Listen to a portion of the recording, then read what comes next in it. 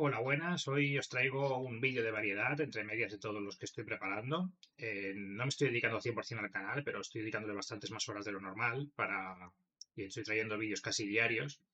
Pero bueno, no descartemos que se me pase la inspiración o que no tenga tanto tiempo y pase semanas sin subir, como siempre. Pero de momento, pues cuanto más pueda hacer, pues mejor. Vamos a ver. Estoy ahora mismo haciendo la lectura de La vida de las quimeras, que es este manual de aquí, que hace de hecho un año y medio así que lo tengo ya y ya toca, porque le dije al autor que lo analizaría. Cuando me lo compré, me contacté con él y se lo dije que lo reseñaría. Pero no, bueno, da igual, tampoco me pagan ni nada, pero bueno. El, Mi reseña, pues es más porque como lo conozco, pues me hace gracia tenerlo en el canal puesto. Además que me está gustando y quiero jugarlo, así que prepararé pues lo que pueda y lo jugaremos dentro de poco. O sea, creo que va a ser la próxima partida que juguemos, va a ser esto. Vamos a intentar a ver si antes de esta semana puedo tener el análisis de la lectura del libro y después la partida. Y la idea es hacer análisis de la lectura para no tener que esperar más tiempo en analizarlo un poco. Y después jugaremos la partida en 2 o 3 sesiones, ya veremos cómo quede. Ya haré convocatoria en el vídeo primero que haga, haré convocatoria a la gente que quiera apuntarse y a ver si consigo. Son solamente 3 jugadores los que necesito y probablemente alguno de los jugadores que ya tenía se apunte, así que quedaría la cosa fácil para poder jugar. Y luego, una vez hayamos jugado, si los jugadores todavía me soportan después de la partida, haríamos un poco de ideas de lo que ha parecido la partida. A ver, que me ayuden un poco a reseñar, porque claro, no es lo mismo hacer una reseña de la lectura que jugar la partida y después pensar los fallos. Así que haremos eso, haremos partida y después haremos un poco ¿cómo se llama esto? De experiencia de juego de los jugadores, a ver qué opinan. Bueno, pues eso. ¿Qué más? El segundo tema que os quería comentar es sobre la aplicación de las reglas. Y bueno, está ahora algunos canales y yo siempre que voy por otros canales digo las cosas tal cual. Y muchas veces la gente, y eso que muchas veces las digo de forma bastante suave, pero hay veces la gente pues me responde de forma inesperada para mí, al menos.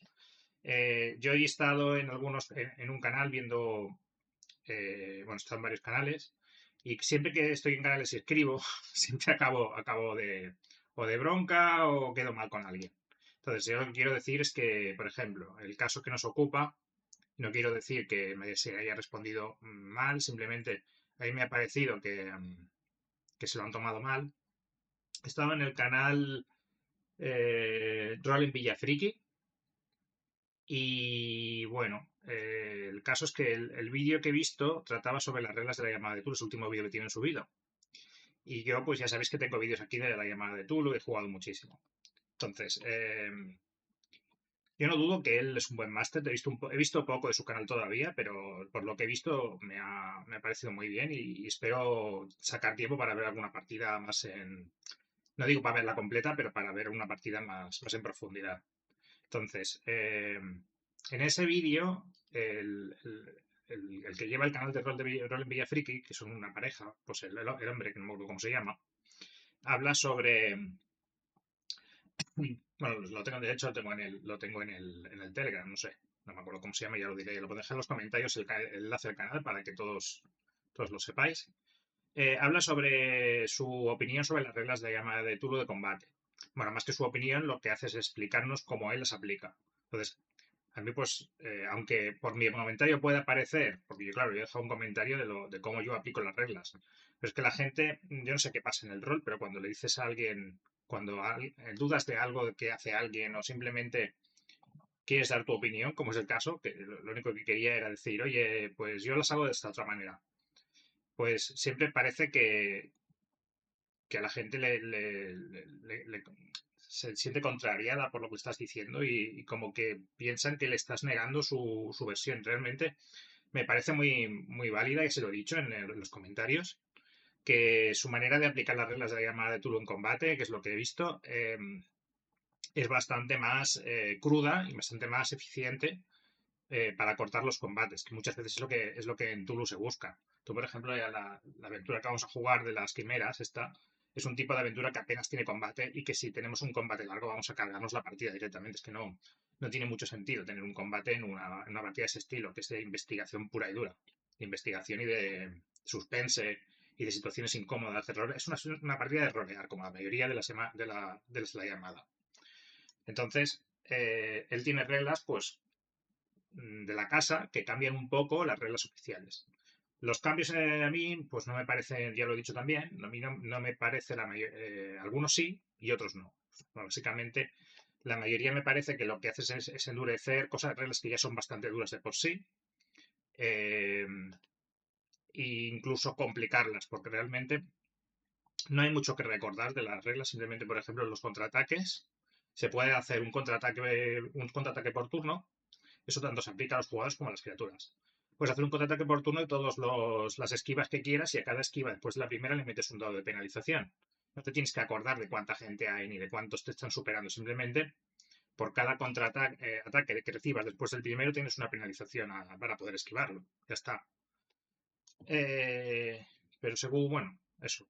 Si queréis os veis su vídeo y veis lo que dice, a ver qué os parece. Si las reglas oficiales o las reglas que le propone. Yo si jugara con él, pues aceptaría sus reglas porque su partida es el máster, evidentemente. Pero yo en mis partidas prefiero, y esa otra cosa que quería explicar, yo en mis partidas prefiero ser, a ver, yo soy un máster bastante cutre y me gustan las aventuras ya creadas, como la que vamos a dirigir esta, o como las que podéis ver en el canal, que la gran mayoría de las aventuras que he jugado aquí, o si no por decir todas, han sido partidas ya publicadas o tanto gratuitamente como de pago, porque son partidas que han sido testeadas, que tienen un cierto bagaje ya.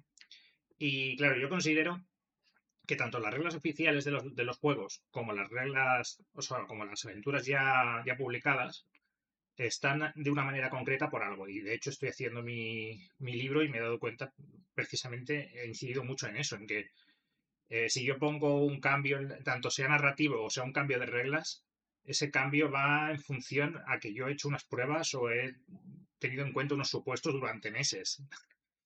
Entonces, claro, yo considero que al menos para mí es muy difícil hacer una partida sin respetar las reglas, porque en mi opinión, si todo va a ir por la trama, o por facilitar la trama, o por hacer las cosas de una manera más rápida o más lenta, si tenemos que cambiar, que, para conseguir eso, cambiar las reglas, no estamos siendo justos. Y a mí me gusta ser neutral, en la mayor parte de lo que pueda dentro de la partida, ser neutral. Ya sé que muchas veces es difícil, porque por ejemplo, a ver, el otro tema que quería comentar, bueno, antes de comentar otro tema, quiero comentar algún canal nuevo que he visto, que me ha gustado. Por ejemplo, el canal de Lua, que se llama Legend of Lua, está muy chulo, podéis echarle un vistazo, lo dejan en los comentarios. Tiene reflexiones roleras, tiene partidas y está bastante guay cómo se expresa la chica, lo explica muy bien. Y yo ya he dicho que es muchísimo mejor que mi canal y además ha tocado temas muy parecidos a los que estaba tocando yo. Así que os recomiendo mucho ese canal. Y luego evidentemente, el de Rol en Vila Friki tiene muy buenas partidas, por lo que he estado ojeando. Tiene la campaña de las máscaras de Nyarlathotep y tiene cosas muy buenas. Y estas reflexiones sobre reglas, etcétera.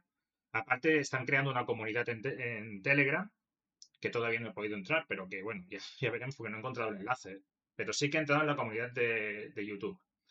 A ver si eso. Bueno, este par de canales que he descubierto estos días está muy bien. Luego también he estado echando un vistazo relacionado con el tema que estábamos hablando.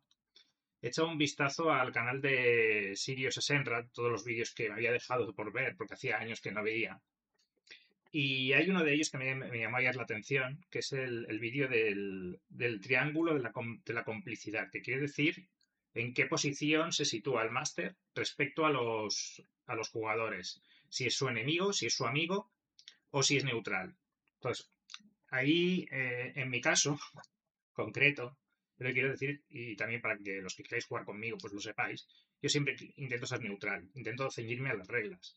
Intento además, el respeto a las reglas que tengo es precisamente por el respeto a los autores de los libros y el respeto a que si ellos han hecho el playtesting, ellos han hecho todas sus pruebas para poder sacar esos libros o esos módulos, es porque las cosas tienen que ser así, es la mejor manera que sean. Por lo tanto, siempre intento respetarlo. Y es muy difícil en un juego, por ejemplo, yo en Hitos lo he llegado a hacer, cambiar alguna regla, porque después de haber trabajado un tiempo con un sistema, tuve una época que jugaba mucho a Hitos, entonces, después de haber trabajado un tiempo largo con un sistema, siempre te encuentras con algunas reglas que te molestan, que piensas que están mal, pues haces tus pruebas. Por ejemplo, en Hitos, el daño variable, el daño dependiente de las tiradas de dados, ocurre, pues, se ocurría un efecto que hacía que cuando un jugador era muy bueno y se superaba su defensa, cuando un jugador tenía una defensa muy alta y se superaba su defensa en combate, es porque la tirada había sido muy alta. Entonces, ¿qué pasaba? Que cuanto más defensa tienes, cuando recibías un golpe lo recibías mucho más fuerte, recibías más puntos de daño en tu tirada de daño porque dependía de la misma tirada de ataque.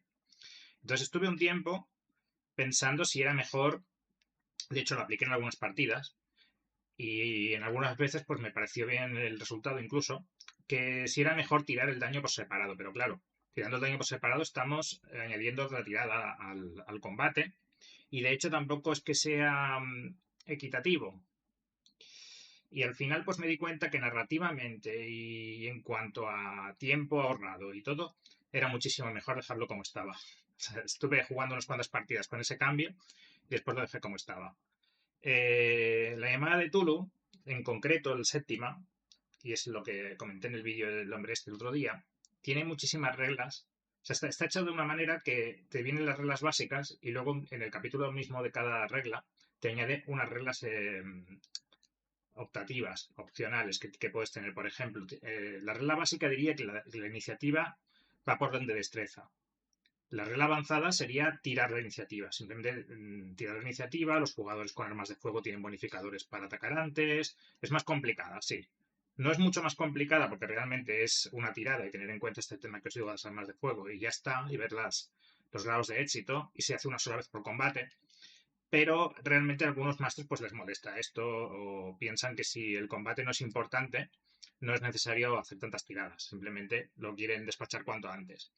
Y bueno, yo concretamente las hago. ¿Por qué las hago? Pues porque he encontrado situaciones, la tirada de iniciativa me refiero. Me he encontrado en situaciones en las que si no tienes tirada de iniciativa, ¿qué pasa con esto? Pues que, y sobre todo me he encontrado en situación como jugador. Eres el personaje que tiene menos iniciativa de todo el grupo y todos los combates y todos los momentos en los que hay que hacer una tirada de iniciativa, como no hay tirada, siempre vas último. Entonces, normalmente en la llamada de Tulu, sea por un lado sea por otro, los combates se resuelven en el primer turno o segundo turno. Entonces, ¿qué pasa? Pues que si una situación de acción, ya no digo un combate, se resuelve el primer turno, porque uno le pega un escopetazo al sectario y se acabó, o porque el monstruo se come a tu compañero y los demás se vuelven locos y se marchan, el jugador que actúa en tercer, cuarto o quinto lugar no va a tener una acción de turno. Entonces no va a tener una acción en todo el combate y no va a tener una acción en toda situación de combate que haya de combate o de acción que haya en la partida. Entonces, pues eso me encontré pues con ese asunto que cuando en un juego no hay tirada de iniciativa, pues sucede que no. Y yo lo encuentro mucho más realista y mucho más divertido, para mí también es más divertido, que los jugadores, o sea, que hagas un poco que haga la tirada y que los jugadores, los personajes puedan tener un día malo o un día bueno. Y que a lo mejor el que nunca tiene la iniciativa, pues ese ya la tenga. También me ha pasado esto jugando a Shadowrun, porque jugué una campaña de Shadowrun llevando un mago y mi mago era siempre el último en actuar, porque los demás jugadores tenían incluso... Shadowrun es distinto de la iniciativa, no sé si conocéis el juego, pero en un juego normal tú haces la iniciativa al principio, como Dungeons and Dragons y la llamada de Tulu, haces la tirada de iniciativa o como hitos, y te estableces un orden de personajes que va cíclico. Siempre es desde el personaje que ha sacado la mayor tirada hasta el que ha sacado la menor y vuelta a empezar. Pero en Shadowrun a veces, pues, dependiendo de los poros que sean nuestros personajes, y en el caso de nuestra partida, pues los personajes que eran más de combate y que tenían implantes de combate y que tenían reflejos aumentados y de todo, siempre actuaban primero. Pero ¿qué pasa en Shadowrun? Que no tiene, en un juego normal actúas primero y hasta la siguiente ronda no vuelves a actuar. Pero en Shadowrun actúas primero con un valor de iniciativa y cuando llegas a la mitad de ese valor de iniciativa actúas otra vez y otra vez y otra vez. Y entonces, hasta que ya no te quedan puntos, ya no actúas más. Pero a lo mejor un personaje aumentado pues puede actuar hasta 3 veces o 4 veces en un mismo turno. Mientras tú, que eres el mago, que no tienes a lo mejor esos implantes de combate, estás esperando tu turno, mientras los otros jugadores, si se pones a sumar, o sea, imagínate que llevas dos personajes de combate en el mismo grupo, otro personaje que no lo es tanto, y tú, que eres el más lento de todos. Pues al final te encuentras con que cuando vas a actuar tú, los otros personajes han actuado 6, 8 turnos. 8 veces han actuado. Y tú todavía no has movido un dedo. Cuando tú muevas un dedo será para celebrar ya.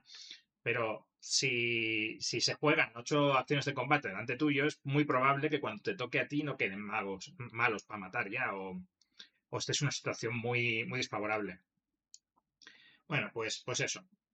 Que a mí me mola más. El Shadowrun me parece correcto porque, bueno, también las reglas tal como están y sí que hay tirada realmente. Puedes tener suerte y adelantarte un poco, o adelantarte más estricto, digamos, pero en juegos como la llamada de Tulu y Dungeons and Dragons me gusta siempre tirar, siempre realizar la tirada. Puedes añadir modificadores por la situación si quieres, para que unos actúen antes que otros. Puedes hacer el efecto sorpresa y no dejar que algunos actúen el primer turno, por ejemplo, que eso también está bien. Por ejemplo, en Marvel también está esa regla, que en el primer turno actúan los que han sacado mejores tiradas. Después actúan, o sea, los que han sacado críticos tienen un turno extra por delante y luego van por orden.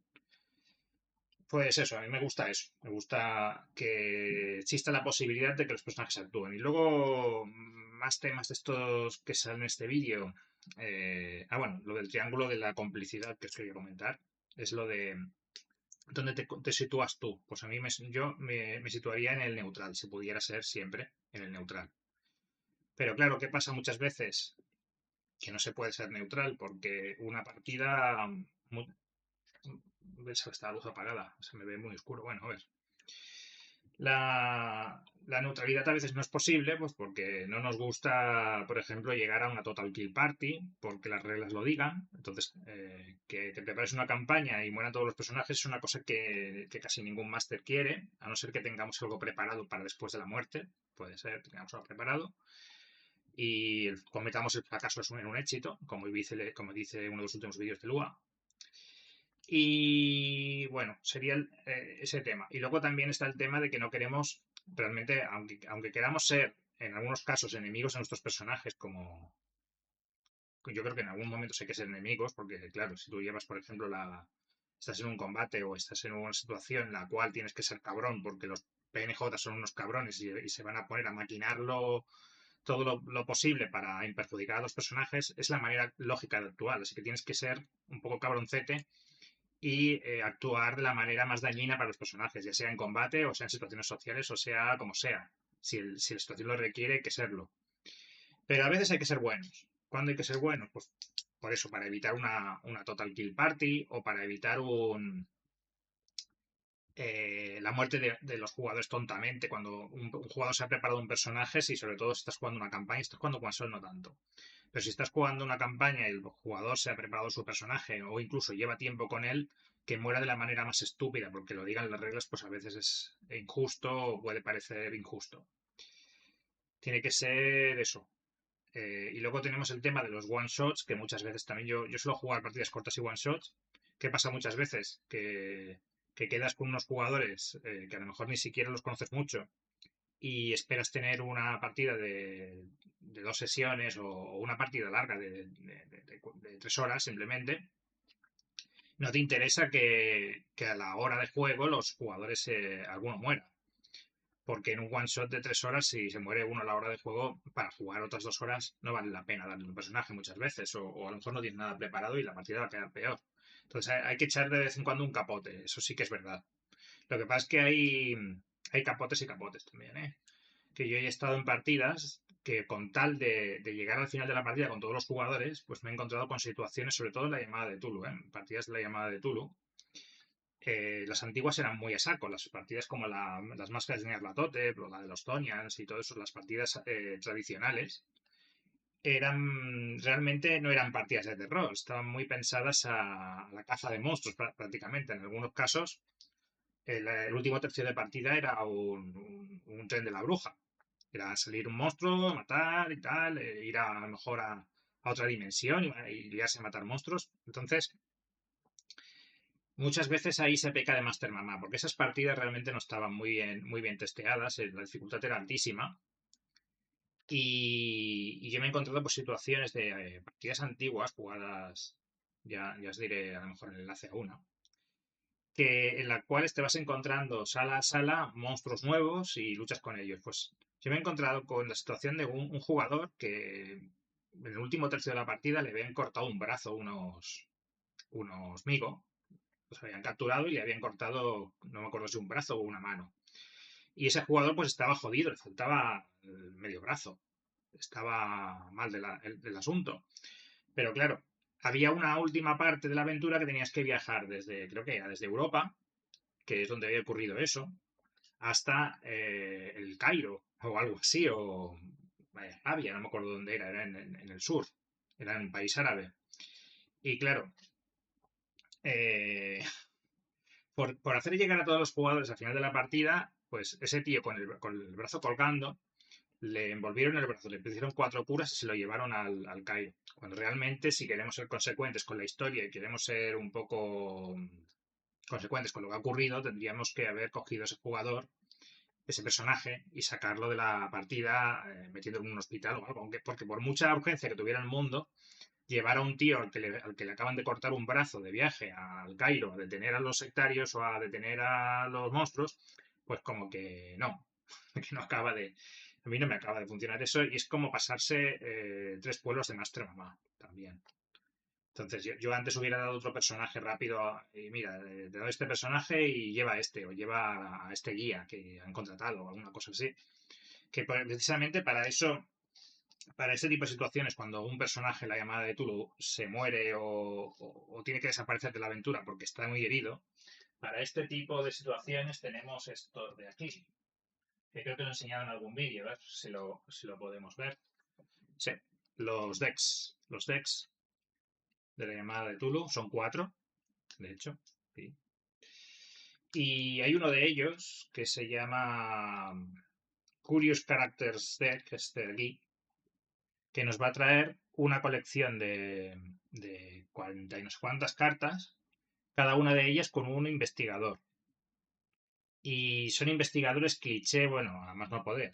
Bueno, a ver, tienen trasfondos interesantes, pero digamos que podemos utilizarlos para tener un tipo de investigador de cada profesión, más o menos. No están todas las profesiones, pero, por ejemplo, si imagínate que necesitamos un policía, pues lo tenemos aquí. Necesitamos un investigador de la policía, también lo tenemos aquí. Necesitamos una cantante, pues la sacamos de aquí. Necesitamos un guía Sherpa, pues seguramente también podremos encontrar algo que se parezca.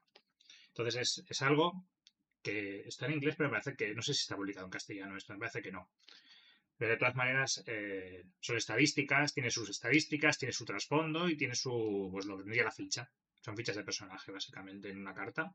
Que se las puedes entregar al jugador se las puedes utilizar tú para los PNJs, cuando necesites un PNJ de urgencia, o se las puedes entregar al jugador para que lleve ese personaje hasta el final de la partida. Y está bastante guay. Ya os hablaré otro día del resto de barajas y a lo mejor las vemos en profundidad. Pero están bastante interesantes. Bueno, pues eso. Y creo que no me queda mucho más por hablar. Que vamos, que en mi caso yo siempre prefiero ser neutral y lo más pegado a las reglas posible.